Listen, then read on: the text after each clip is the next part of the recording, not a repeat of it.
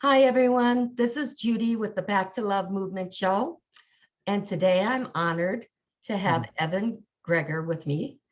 Evan has been a full-time musician based over 10 years in New York City and has an extensive touring and recording credentials, including Grammy Award-winning artists and iconic figures in the jazz world. His interest in meditation and inner work started many years ago.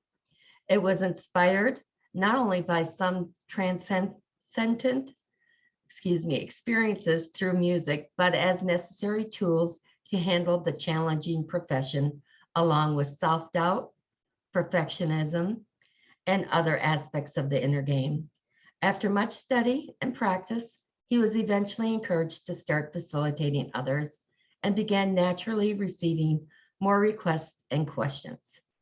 This has led him to having a small practice of his own where he works with individuals one on one and in groups to resolve emotional challenges and inner conflict, using his own style and tools like EFT, inner reconciliation, and more. Hello, Evan. Welcome. Hey, Judy, good to be here. Congratulations on getting this movement off the ground. I remember when it was the idea first came to you. So, Thank well, you. yeah, it I wasn't just an appreciate it. idea. It was much more than that to you. Right, Yeah, right. I didn't yeah. know if it was ever going to happen, to be honest with you. Sure. Yeah, you never do know, but No, yeah. you don't. So, first of all, I'd like to start with saying that you are, because there's a lot of musicians out there or want to be professional musicians, and you are a professional musician. So I'd like to acknowledge that Oh, thank you. and let people know that you are very accomplished and well known. So, and can you explain like how that profession drew you into this, into exploring inner self, etc.? Sure. Yeah, because it was through seeing music, first seeing it as a kid live. I didn't like jazz in particular when I just heard it on recordings. But there's a really well-known jazz club because it's one of the oldest in the country, and there's an album, a Keith Jarrett album recorded there called the Deerhead Inn. That's why some people know this place. I grew up pretty close to that, so it wasn't through a musical family or anything like that. It was like my best friend turned 16, 1 year older than me, got his driver's license. We had heard about this place. We went there, and a couple groups in particular really sucked me in to this sort of otherworldly like experience. And when you're that age, nothing ever is quite the same as it was then. But even to this day, I still occasionally get reminders like, oh yeah, that's right, that's why I did this.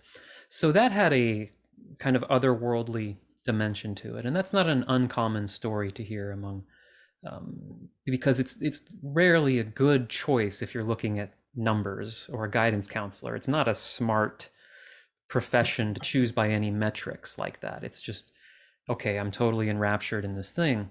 And the more I started doing it and getting into it and having these sort of like almost out of body type of experiences, um, that's because there's this innocence about it. But then once you're trying to actually do it well and be, good enough to be hired and be versatile and actually pay the bills, um, before that even just going to college, it becomes not just this love but also this sort of challenging thing that you're trying to get good at, which I think people can relate to with anything, including once you start facilitating.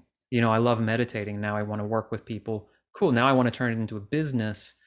Okay, start to come up. But so that sort of opened the door, you could say, spiritually, to like, okay, there's something more going on here. There's something out of body type of experience happening that I certainly didn't get playing video games or hanging out, just this Right. other world. And and so that opened the door. And then learning about sort of meditation and hearing that different musicians use some of these tools to kind of help connect to that, get in touch with that. So for me, it started in this sort of more like, oh, what is that? What is this experience? Which I was super lucky with, Yes. because for me it was, okay, these crazy experiences were happening, and everything else that you might call reading or pursuing was like to get a further grasp and insight of that, which is what I seem to find a lot of the people that do find me and end up working with me with this type of meditative or introspective work. There's a lot of like, oh, I've read all these books and like I'm trying to get to this place, and it's so abstract. And you're trying to guide people, well, okay, try to forget about all that and try to get into something you can tangibly feel in your heart. Think of your kids or your niece or something when time and space disappears. You're trying to ground it in something real. So I sort of had these, you could call them real experiences that made me want to pursue it on that level. But then I think it was somewhere in my 20s where it was first through the Sedona method. That was the first tool I heard of. It was like, oh, you can use this to like work on problems, for lack of a better word. Okay, I'm Mhm. super shy, which is not ideal for this kind of profession. Super like shy talking to women, which was a frustration point for me. And it's like, oh, so I can actually combine some of this interest in meditation and kind of the place I go into musically into actually addressing, like, oh, what is this frustration? What is this emotional block? Oh my God, you can actually work on this. And so it was through that. And so I went on a couple retreats of the Sedona method. I got heavily into that. Still love it. Still love listening to Lester Levinson, the person who sort of inspired that method. And through that, and then just different, EFT. I think it was first through Brad Yates, who I now am pretty close with and work with a lot. And then it was through the Sedona method that I met this guy, GP Walsh, who's also on YouTube and who you interviewed on your channel. And it was through that context of Sedona method type releasing that I met him. And then we got pretty close because we started a men's group together. And so, but not to get ahead of the whole story, but that's kind of how music, and he was a musician too. Right, And GP. that there was like a little bit of a bond there. He was like, "Oh, I remember you. You're the jazz musician." Like, and so the tone of the conversation. So he was the first guy where there was a bridge because things were really separated to me. I was either working on music and life, and then the spiritual stuff was somewhat like, well, you don't talk about, your personal challenges with other people. You're talking to a spiritual teacher, you're supposed to talk about it spiritually. And he was just sort of like, hey man, just talk to me like another musician. So that bridged those worlds together That was pretty further. cool. Yeah. Very unusual too. Yes. Hmm. Usually people are like say it's someone like me even is struggling with something, whatever, with life in general, I guess is a good way to put it. And that's what they're seeking is some resolution there. So it's quite unique and beautiful at the same time. Well, I definitely was struggling in many ways, and that was a big driving factor for sure. But it gave it this other dimension where, like, I had tasted certain elements, and I could kind of, okay, how do I bridge these things together? Of course, still a work in progress. Oh yeah, we Very all much. are, aren't we? Yeah, When we very stop, we might much. as well not be here anymore. Yeah, it's That's the way I good view it anyway. good point. Yeah. Yeah, it's time to exit when you get to that point where you think there's Right. nothing else to work on. We're Right. all works in progress, which is the cool thing about it all, I think. Hmm. But so I would say that GP and you, though, that music gave you that connection that made it kind of like a safe place for you to be able to talk I with think him. so. It just helped create a space where it wasn't a totally separate world. Like, okay, I'm just talking to a spiritual guy. I have to talk in this certain way. And Mhm. it let kind of the challenges and the frustrations I was going through not have to be so philosophical sounding, just could just speak kind of directly to that. And the same, the challenges, speaking to women and those types of things, or he just had this very like, you know, just talk to me like a musician kind of energy. Right, which is really important. There's a lot of men that feel that way, where Yeah. they Oh yeah. don't know how to approach women. Oh yeah. So here's the guy to go to. So, what is your basis for your teachings? It's a combination of things. Is it one certain thing? Is it Yeah, well, it's interesting you use that word because it's very explicitly not any teaching. You could say it's I let teachers do the teaching, okay? whereas I look at, and I made a conscious choice to kind of separate the two because I was starting to get questions. I think because of my association with GP, because we did a lot of classes and stuff together. Whereas I am just sort of interested in the tool of, okay, I'm going through this divorce right now. This is the emotion that's coming up. Okay, let me zero in. Let me help that energy come up. Let's talk. Let's find out what's going on for you. I think of that as a skill, kind of like playing the bass. I It's like an that. agnostic skill where I don't care what you believe. It doesn't matter what I believe. Same as playing music. That's what appeals me to about it. No matter what you think, some people think music comes from God. Some thinks it's just science and it's just strings vibrating. Doesn't matter. Coltrane still is Coltrane. It's still that. Um, so I seem to get a lot of people who have like listened to a lot of teaching, like, yeah, I'm trying to, you know how they talk about when there's no self? I'm like, yeah, forget about that. Let's just go into what you're like. Why do you want that? There, well, because it sounds great. No, what's going on? Like, why are you pursuing this? There's some pain, there's some desire, there's some something. And so I look at it purely like an exploration of people's emotion. And then if I have an underlying framework, it's how we relate to the emotion or thought or feeling is more important than the technique or the skill or Right. the particular practice. So if there's any like foundational thing, it's that how you relate to what's happening inside you is more important than the technique you do. That and safety. That it's safety is the number one determining factor of whether or not things will come up. So my job is to, as best I can, make it feel safe for you, make it feel safe for what's going on in your body, and then basically ask questions and guide your awareness to what's actually going on. And I almost will never say like, well, yeah, this is how things work.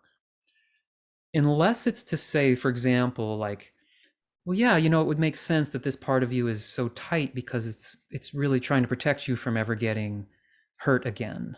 Right. That's the kind of context I might provide, but I don't have like teachings because I'll let, Adyashanti can take care of that. I like that way of looking at it because what you're basically doing is showing the people, helping people learn to be self-aware. And then once they're Mm-hmm. self-aware, how to work through whatever it is that's troubling them or causing whatever. Yeah, and I do consider it an innate ability. So I don't think it requires you having any background in any particular discipline. Because if I say to any human being, hey, put your attention on your left hand and notice that, okay, sensation, temperature, things go from the unconscious to conscious because I said, hey, why don't you put your attention on it?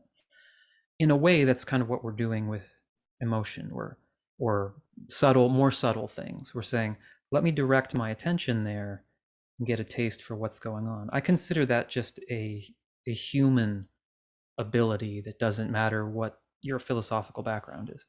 I agree. I like that. And that leaves the field wide open as well. Yeah. Hmm. So that people aren't like, well, he doesn't this, so I'm not going to him, or he isn't this, so I'm not, background wise.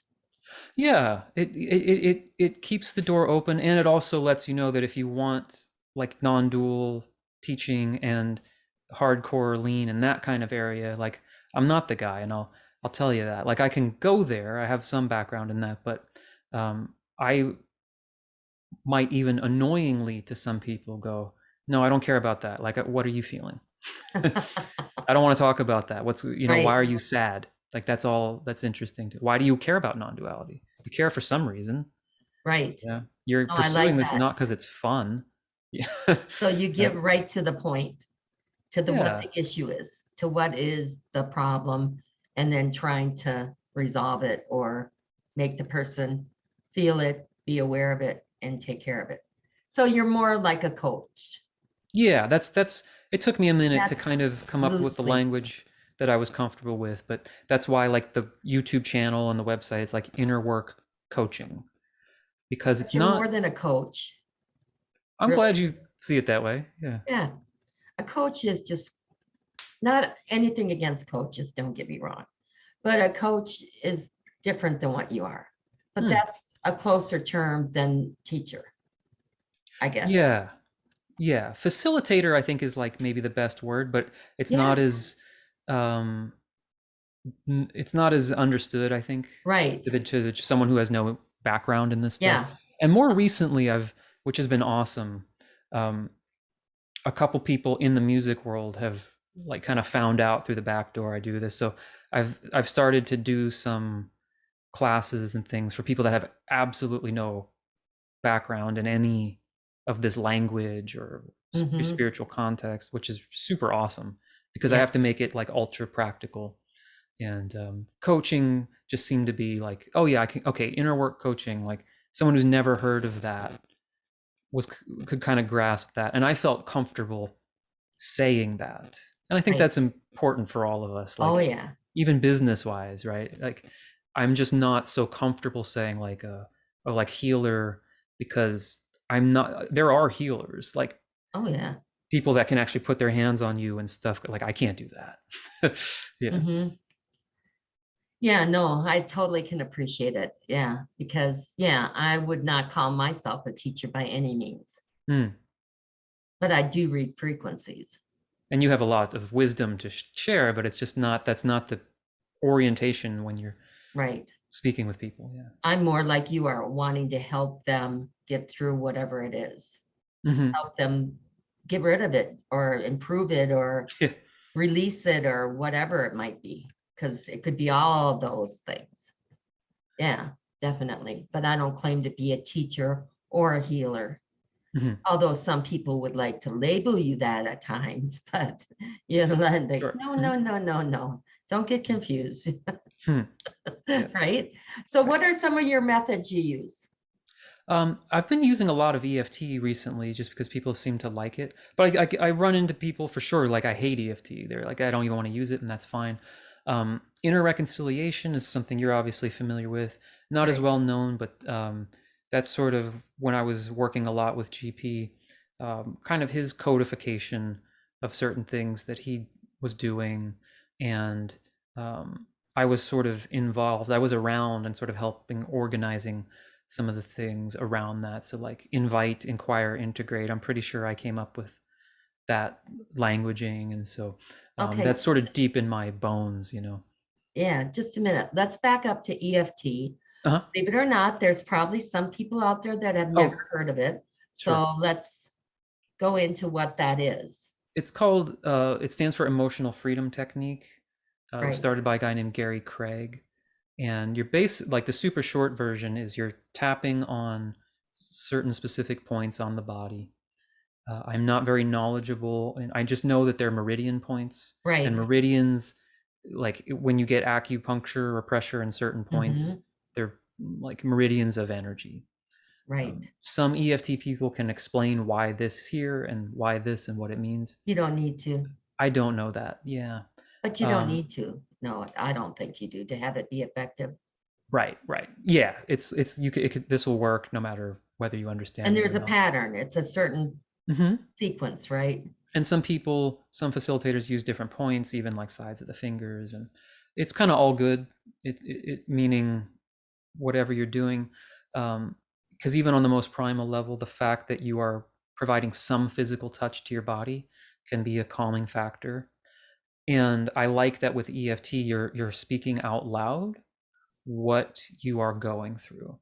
So if you go to the biggest guy is Brad Yates on YouTube, and I study with him. Like he doesn't teach you how to do it, but I work with him in the sense of I've helped him with some of his technical things, but like I take sessions with him, and I'm like a client of his, a friend of his at this point. And I also have some of them on my channel where it lends itself pretty well to video format because you can be speaking somewhat more generally about a subject as well. Like, okay, oh man, I can't believe he cheated on me. All this pain, all this frustration. So you're kind of tapping into like the energy of something, and you're speaking out loud the emotion to kind of help it work through the system, while whether you are super into what the meridians are doing or not, it's at the very least just providing some support to your body. And so a lot of times I'll use it, especially when someone presents a lot of different things they're going through at once.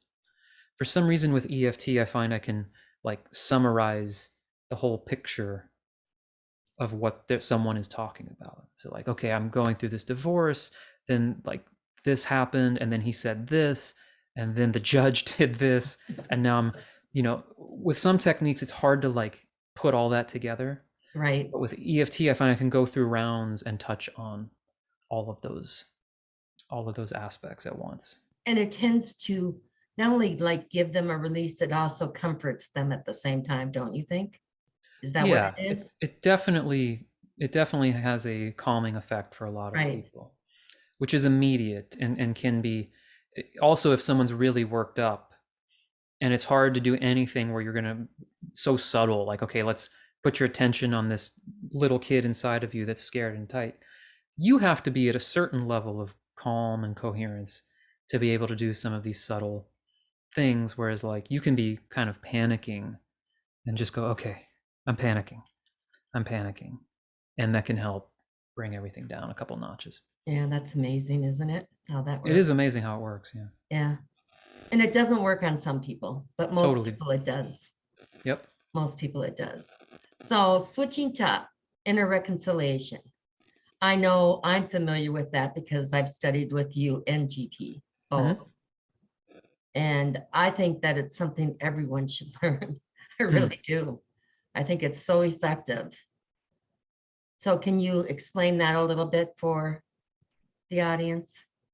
Yeah, it's similar to what you might call voice dialoguing in some ways, where you are looking at different aspects of yourself. So it's almost like, in a way, humanizing different qualities, different parts of what you're experiencing. Even that sounds a little abstract. So step one is that you are inviting and welcoming everything up in your experience. Right. Now, I think most good techniques do that, but a lot of them, they just sort of say that, like, okay, welcome everything up. Now we do the technique. And it's like, whoa, wait a sec. It's not that Mhm. easy to just welcome things up. No. And so you put an emphasis on, okay, these things that are coming up, even if they hurt, even if they're painful, even if they seem like repetitive negative patterns, you're looking at it from a perspective of, okay, this was a program created in me for a reason to try to protect me. It's doing its job because it believes it's protecting me or supporting me in some way. So that's sort of the overall framework. And if you can shift your perspective to that a little bit, when you welcome something up and something is tight or negative or feeling angry, whatever, the idea is that the conversation with it is, hey, why are you, like, what are you protecting me from? Why do you feel the need to be, why do you feel the need to keep me in this anger? Like, you're assuming it has a reason and a purpose, and isn't just like, problem with EFT that you'll find a lot is people like, okay, let's tap away your anger. And that's not how I look at it. You're not trying to get rid of stuff just to get rid of it. It's through understanding it. Understanding not like in a, oh, I know exactly why it's there, just the angle you're coming at it. Just of, Well, okay, hey, what's going on in there? Why are you feeling this way? yeah. That posture. So it's more that posture, and then there's specific details of what you do and how you do it, but it's a little bit more of a framework than, um, Right. yeah, It's pretty effective too. yeah, yeah. It works very well. Yeah. On anything, as a matter of Hmm. fact, on Yeah. any kind of issue someone might have. I'm surprised it hasn't caught on more. Maybe it's because it is getting real. A lot of people don't like to get real. They only like to surface. They don't It's like to, definitely definitely the case. It also doesn't really have like a marketing kind of machine behind it, and GP's been doing much more in the like non-duality. He's been leaning hard into that, and so Right. and Yeah. I've been doing my own stuff, and so yeah, there's no sort of figurehead really pushing it forward. Yeah. But it Mm. is, I call it IR for short, of Sure. course. Yep. Mhm. But I loved it and Yeah, it's great. I would recommend it to anybody, especially if you've had an issue and you've gone to various people and you still have that issue. Once you do the IR, you won't have to worry about having that issue again. And I inner reconciliation also can lend itself pretty well. So like I have a couple videos on YouTube that are like, here's one is like hate my job, need the paycheck, right? There are these things that people have trouble reconciling with, Right. right? And they feel like they have to be at odds. It's either this or that, right? I can't quit, but I need the money. And so energetically you just get stuck and you don't see any options. But when you can start having these sort of conversations, so Right. And also sometimes people don't know. They're sure. feeling a certain way and they don't know what's causing it. And the IR, I think, helps people realize or bring it to surface what it is that is bothering them. Hmm. At least that's what I found a lot of times it happened with me anyway. Oh, good. Yeah. Good to hear. Yeah. Where, wasn't sure what it was. And it's like the feeling into it and Yeah. and giving it the voice to express Right. itself. Yeah. It reveals itself to you rather than you trying to analyze and figure out what's going on. Right. And so that's, I think, really good for a lot of people because of that reason alone. Hmm. Because a lot of Definitely. people have no clue what's going on. They just know they're feeling this way. And Correct. so with IR, you can have IR show you what it is and bring Hmm. it to the surface. And you're like, oh, wow, that is what I'm feeling. That is what's causing it. Hmm. Hmm. Yeah. And then it's really crazy too how once it's brought up and you give it the voice and acknowledge it, it like goes. Hmm. It's like, I don't know how you explain that. It just like dissipates. Yeah. Yeah. It's kind of its job is done. Yeah. It's like, okay, next. Hmm. It's really crazy. It's almost like magic, really, when you think about Hmm. it, because that's all it wanted was to be heard and acknowledged. And once you do that, it's like, see you around Hmm. Hmm. later, Gator type of Right. thing. It's just crazy. Hmm. Because really, isn't that what it's like? Oh, often. Yeah. Yeah. If you really give it a voice. I'm sure if you don't, it's going to resurface again. Hmm. But if you're like dead set on it and you really want to, it's going to surface and that'll be it. Because that's how it was with me. Oh, It that's was great. like a one and done type of thing, Great. regardless of what it was. Didn't Wow. it work like that for you as well? Often. Yeah. Yeah, more times than not, I guess is a good Hmm. way to put it, Yep. which is really cool. Very Yeah, cool. I really enjoyed it. I thought it was really fabulous. So you work with that and the EFT, and do you have any other tricks in your bag?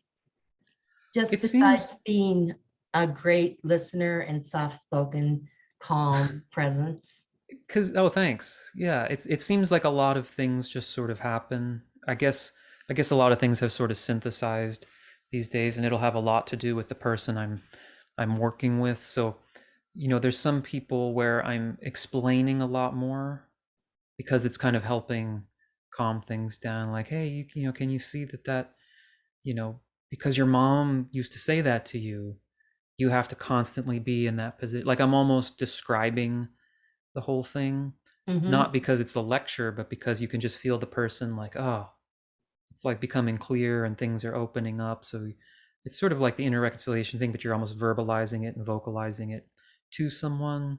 And other times I'm saying much less and just asking a couple questions that kind of all accomplish the same thing, right? It's the same as when I'm playing with different drummers, right? Some I have to be very assertive and that's what they want and that's what the music needs, and others it's much more subtle. And if they play a lot less, I might play more. If they play much more, I might play less. So people have commented on that sort of improvisational quality, and kind of enjoying that, because there's never this sense of, okay, he's going to do his thing now, or we're going to do this, and then we're going to do this, and then we're going to talk about this belief, and then we're going to tap in this way. I really don't have a A thing like set. that. I don't think I Yeah. could, as a improvising I don't either. person for a living. Yeah. Yeah. No, you just feel into it and go with what comes. Yeah. Within that overall framework of, we're trying to feel into, make it safe, let the emotion come up, and explore it and give it what it needs in whatever way we can. Right. Now I see that on your website, you do offer a free goal process. What is that about? Oh, interesting. Yeah, that's still up there. That might not be there forever, because I have to update the quality of that video. But that's a process that we were doing a while back, even in the men's group, that just sort of came about as a different way of kind of combining this sort of emotional work with feeling into what you want, visualizing what you want, but kind of from a backwards approach of, okay, let's connect to the feeling. What feels safe to come up? What are you allowed to actually have and experience? And then working from that to, then if it's okay, maybe then once you actually have a feeling in your body, what would that look like in the world?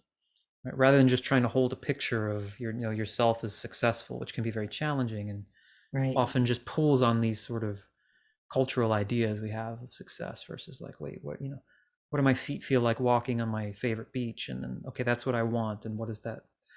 And then what are the parts of me saying I can't have that? So that's a big emphasis of mine, mainly because the whole subject of like having a vision and goals and different things is, I think, really valuable, and often overlooked in some of the people that would come to me, or maybe especially they coming from a more of a spiritual background, of they're like not really acknowledging what they actually want. And what I've found, and so like this, I have a small group of people that we get together, and um, it's the membership on my site that's just open to like a small number of people right now, where that's a big emphasis, because what I found is, okay, we can all tap on, I don't feel like I'm good enough, right? I mean, who doesn't have some degree of that? Right. But unfortunately, it's never worked that, okay, so we'll all just do a tapping or a reconciliation round on, I'm not good enough, and then we're all good. But what really comes up is like, wait, when you try to do that thing that really matters to you, that you've wanted to do since you were 5, and you wanted to be on stage, and then you think about going on stage, and then you remember that time that someone yelled at you or said you suck, and then it crushed you, like that's so much more specific. And I find, for me at least, you really get to the gold when you start going into, wait, no, what do you actually want? Right? Do you want a relationship? Do you want to be married? Like, we can talk abstractly all day about like, oh, I don't feel like I'm good enough, I'm not worthy, Hmm. and you'll get a lot out of that. Right. But when it's like, no, what happened to you? And the goals and vision, I find, are where that stuff really is. Because there's always, it came up the other night, someone was like, I don't let someone stop at, well, I just really want to feel happy and free. I'm like, great, every human being does. So let's say you wake up and you feel happy and free tomorrow. What do you do with that? You're not going to become a jazz bass player, right? Why do you want to be happy and free? And then suddenly they're talking about like, I want to work with animals or something. I'm like, okay, let's go there. Because now we're getting into like where, because otherwise, why would we exist as different people? Exactly. Like, what would Exactly. be the point? Yeah. We'd all just say, hey, I'm not good enough. Now I am good enough. Poof. Like, we all just sit around, right? Right. Talking about how we're good enough. Right. Which, unfortunately, as you know, is what a lot of this Yes. stuff has become. Let's just sit around and talk about Yeah. this No. stuff and watch hours and hours of videos about like, you're already this and you're already that, and it's all Yeah. perfect. It's like, great, but you want this and you don't have it and you're sad. Like let's deal with that. So I'm Yeah. very pragmatic in that way, which, take it or leave it. Well, that's good though. Some people, of course, wouldn't want to go there because they just wouldn't. Some people just won't. And other people, or they're not ready. Let's put it that way. Be kind. And I They're think just that's not ready. and I think that's why it's my job to make it clear that that's what I do, because I don't like the I don't know if sneakiness is the right word, but there's a lot of stuff I feel like is sort of trying to shoehorn itself as emotional work when it's not. It's Yeah. like listening to a teacher talk about how everything is perfect is not emotional work. No, It not at could give all. you a full awakening. It could be amazing. It could do all sorts of stuff. And you can Yeah. have a full awakening and be a mess because there's historical evidence Oh, abound yeah. of it. So my job is, I think, especially if you're someone who's going to present yourself, it's like you should know what I do, and I should try to be clear about it and get better at saying this is what I do, and if that's what you want, then so you don't come in thinking, because I think it's happened to me. You go into something thinking it's this because it's sort of loosely advertised as being like, yeah, it's like, well, we're just talking about concepts. Like, when are we going to do something? Or thank God we're not doing anything because all I want to do is kind of Right. soak it in. It's whatever you need Yeah, or it's true. want. Yeah. Or whatever you're ready for too, as Hmm. well. Because some people are like, take me to the deep end and I'll dive. Other Hmm. people are like, shallow water, please. Sure. Yep. Yeah. So what is this membership group you have? I have a group where we get together at least 3 times a month, usually more. And so it's basically like a membership where I have a couple courses that I've recorded, and it's started to lean heavily into this idea of, okay, it's to help you kind of work through what's the vision, what matters to you. And that might not be your entire life. That can be hard to actually access, but it's to kind of nudge you in the direction of, well, no, let's define something, because when we go, and then giving you some like processes to actually help define it and Mhm. help work through the resistance. And so that then when we get together on a call, when we get together on our calls, there's a little bit more of a framework other than simply like, hey, let's just bring up anything and work on it, which can be good, but can be kind of hit or miss, Right.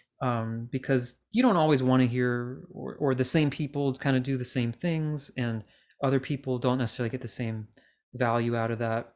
There's other people who pull that off really well, but I kind of wanted a context. And since that seemed to be what was getting results, and um, what was interesting to me is like, okay, so let's work on kind of defining what matters to us. And then we have a group on Discord where we can chat during the month, and then when we get together on the calls, it's basically me doing the stuff I do, facilitating wise, whether that's helping around actually defining it, because it's like, yeah, I can't get past, like, I'm not even allowed to feel what I want. Okay, then we might be tapping on that. Like, I don't even have permission to feel it. But there's that framework of, okay, we're trying to create some kind of vision and work around that. Whether or not you specifically get it, I don't I'm not as heavily invested in that because I don't think life works like that. Hmm. But when you start going in that direction, I think you're going to bump up against, you know, what's really going on inside, and then you start to get whatever you actually want. A lot of times it's not what you think you want. Oh, yeah, I can believe that. And plus, it also makes you pinpoint it instead of just being this vague, airy fairy, like, oh, I want this, but you don't really focus on how you're going to get there, what's Yeah. going to bring that to you.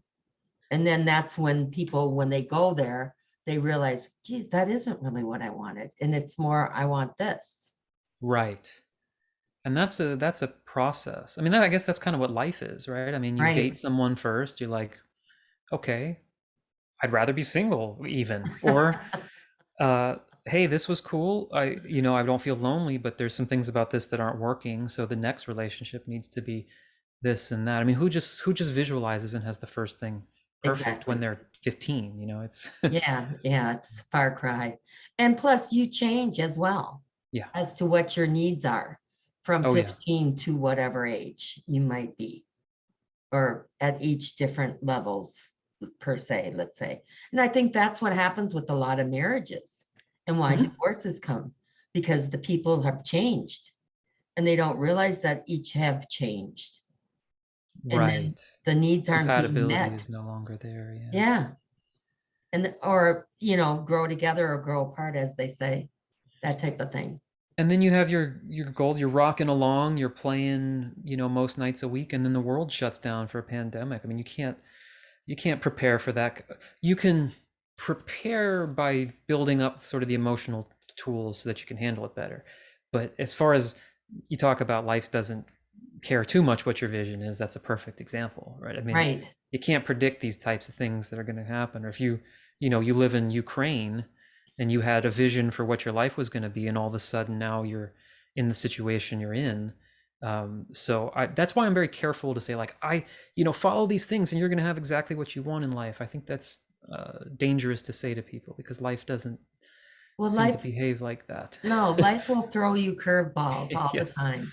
Just when you Yes. think you've got it, or you think, oh, I've got this, it's like, oh, no, no, no, no, wait a minute here. Here, Right. take this curveball and see what you can do with it. But that's what counts, really, is if you Yeah. have the tools and the knowledge and the resources to handle those curveballs. And to be totally transparent, that's a difficult one for me because as a perfectionist and like I was so drawn to the idea, which I think many of us are, like, okay, cool, once I get really good at this stuff, then I'll just have all these gigs and my body's going to be healthy forever, and then something goes wrong and you're like, hey, wait a minute, you know. It wasn't So supposed to be like that. right, I thought well, I knew all this stuff. And so that's helped me grow up, and I think helped kind of clarify what matters to me about this is, no, I don't want anyone thinking, oh, I'm sick, so I did it wrong. Like, no, that's very No, dangerous. That's a yeah, toxic very much. attitude that can be subtly implied in some teachings and things, like, oh, you got sick, I guess you didn't really believe you could be healthy. It's like, wait a minute, okay, Buddha Yeah, died of yeah, you know exactly. um and so, but that's, I've had to confront that because I wanted the tricks and the hacks and the techniques, and that's part of why I got into this, especially as a young man. Like, show me the stuff and it's going to make me successful, and to some extent it works. And it's like, okay, but you want the tools to help you navigate life and help navigate other people's lives, especially, I think, as I've started to work with more and more people one on one, you get into like an interesting position where you start to really see the amount of pain, and you've seen it, Oh, because yeah, we're all pretty cool on camera or in social situation. You have right. no idea, and that even like the physical pain someone can be in, and they look, that you can't see it. Well, I always say that you don't have any clue what's going on in someone else's life unless they share it with you. So that person that's mad and yelling and screaming, Hmm. you have no clue what they're experiencing on a regular basis. So for you to stand there and judge them as a crazy person, an angry person, or whatever, you just can't. That's what I've learned in life anyway. Hmm. And I've also learned that there's one thing that everybody wants and needs: love. Hmm. Love will get a reaction every time, whether it's as simple as a smile or a simple just look like, I get you, I can appreciate it, nodding your Right. head, whatever,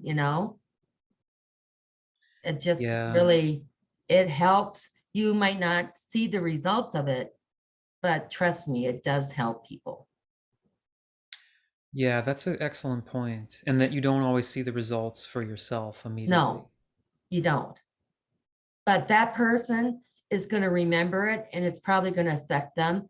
And then next time they see someone in the same kind of situation, they're going to remember, oh, I remember when I felt like that. And that person smiled at me or acknowledged me or showed me kindness or whatever. And then that makes you more apt to do that to that next person. Mm. Yeah, that's a great way to look at it. Yeah, it's very true. Yeah. And it goes back to what you said too about no expectations. Because one thing we learned from this work, you can have expectations. Yeah, yeah. When you start expecting, that's when you end up in trouble, usually. Mm-hmm. I think, anyway. You know, Yeah, it's not a script. You're dealing with enormously sophisticated systems and emotions and layers of protection and layers of uh, programming, programming. Yep, centuries. You were yep. programmed by Lifetimes. your Yep. parents, they were programmed by their parents, etc. So you've got Yeah. all these layers of programming laid on you as you're raised as a child. This is the way you do this. This is the way you act here. This is the way you behave here. That type of thing. That's where I think the Right. perfectionism comes in as well. Because Mm-hmm. I was like that, gotta be perfect, always perfect. Yep. Something's wrong with you if you're not perfect. Yeah, it's probably part of what drew me to this because it doesn't really allow that. There's not a lot of room to be there's no, like, what would perfect even mean? Exactly. Everyone's fully healed with them once. Like, well, yeah, I good know. luck with that. And nobody's perfect. Mm-hmm. And no one should even want to be perfect, truth be known. Mm-hmm. Should just be the best you can be, should be good enough. Mm-hmm. That's the way I feel anyway. Nice. Yeah, to just Yeah. do your best at all times. It's So like it's I always say to people, if you can help someone and you have the ability to, why not? mhm. And that's as simple as it is. Yeah, and that's, I think, what part of why you're doing what you're doing. And for me, beginning to recognize that, it's that fine line. You don't want to be saying, you know, heal all your blocks and become a millionaire by following these simple hacks. But No, I do think I can help just about anyone I know you be can. a little bit a little bit better than before the hour or half hour, or just have a little bit of a tool to use to help you, because like we were talking about, I mean, sometimes the tools are, it's just to get you through the day. Sometimes, I mean, people go through things in life, so it's not about, like, just, here's these tricks to have a perfect life, but it's like, okay, here's how you can get a handle on the next step, and Yep. then you'll be able to use that again. Or Hmm. things are going pretty well but you need more clarity, and no matter where it is, I think the foundational principles are the same. It's just a different, maybe, touch to it. Exactly. So now getting back to this membership real quickly, Mhm. do you have a limit as to how many people are in it or? Well, because it's kind of being formed, Okay, so it's kind of what you might call like the launch version of it, where it's intentionally a smaller number of people. It's gonna be 15 to 20. I that's think there's a good like number. 10 in there now. Because if it gets more than that, it gets harder to work with everyone and get everyone's feedback. I agree. Because at the beginning, it was just sort of like, hey, we'll get together and tap, or we'll do inner reconciliation. But because it's small enough, I can have conversations. People are like, well, what would make you, like, what do you want? What get more out of this? And and people get to know each other inside it and sort of start to feel where it's going. So that's kind of informed the content, so there's like a library of different things. So there are some like tappings and meditations and things like that, so that you can kind of browse and peruse, but there's also some structure to it. So that's kind of what I have, in addition to, working like a one-on-one session. So the three things that I do at the moment are like one-on-one, where it's like, okay, me and you for an hour, and we just work together. Which is good. It's good, yeah, and you could argue the most powerful, but also can be intimidating, and like, there's people who don't necessarily want to jump into something like that, or it's Right. cost prohibitive, because I can't really do that for free. It takes a lot of Well, of course time not, and energy. I do have a free, like, 20-minute for anyone on my site. which is Um, nice. and then the membership, which is kind of like that, where it's like a group. There's different things you can access to. couple calls a month. And then there's another thing where, okay, um, you send me what's going on, either as like a video or voice text, or you type it. And if you want like a guided EFT or a guided inner reconciliation process, I record it, send it back to you. You say, hey, this helped. This is coming up next. I send you another one. So you don't have to book the hour time, and it's, cheaper, and it kind of gives, because face to face and all that can be intense for some people. So Yeah, that's the other thing. And it's all on my site. gotcha. So what is your website? Innerworkcoach.com Awesome. as one word. Yeah. YouTube channel is the same thing, Inner Work Coaching. And do you have anywhere else you can be reached besides Uh, YouTube and your website? Not that you need to, but just asking. there's a Facebook group, which is also on I think any place you can will probably be through the website. And so if you Google my name, you're going to get all music stuff. So, and I separate that just because when people Google my name for performances, it's not all muddied up. Right. But yeah, so that's why, like, it's usually just my first name, Evan, with the inner work coaching stuff, innerworkcoach.com. But that's where that whole universe is. Yeah. Yeah, I like how the music intertwines with the work. Mm-hmm. That's really cool because it does. And I never really thought of it that way before. Mm-hmm. So I really appreciate that. Yeah, I think that's really neat. Now, I'll ask you something and you don't have to answer it, but do you have like one success story that sticks out for you that you could share with the general audience just to give them an example? And if you don't, that's fine as well. Like of a client. Yeah, like Yeah. something that was just like Yeah, I that you mean, remember big time. why did a guy get on an airplane who couldn't Oh, before? wow. And that was a good one, because Yeah. that's very concrete. Yes. That's very like, I couldn't do this, and now and it was a big deal.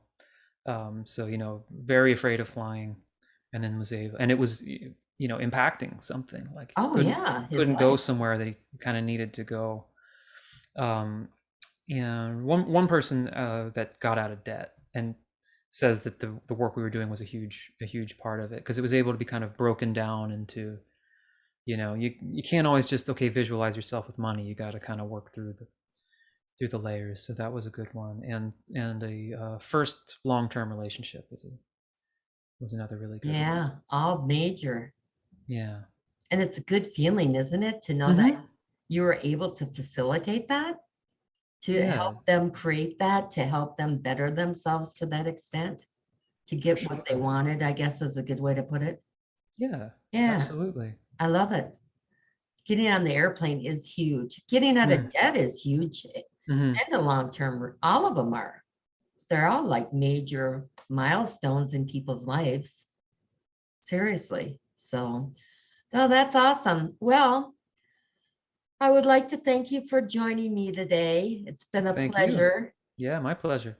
And remember, you can reach Evan through his website, which is Inner Coach. Is it coach or coaching? Innerworkcoach.com. Innerworkcoach.com. Yep. So please contact Evan there. And I want to thank everyone for joining us today. And please remember to be kind, compassionate, and loving to one another. Love to all. Thanks, Evan. Thank you, Judy. Thank you.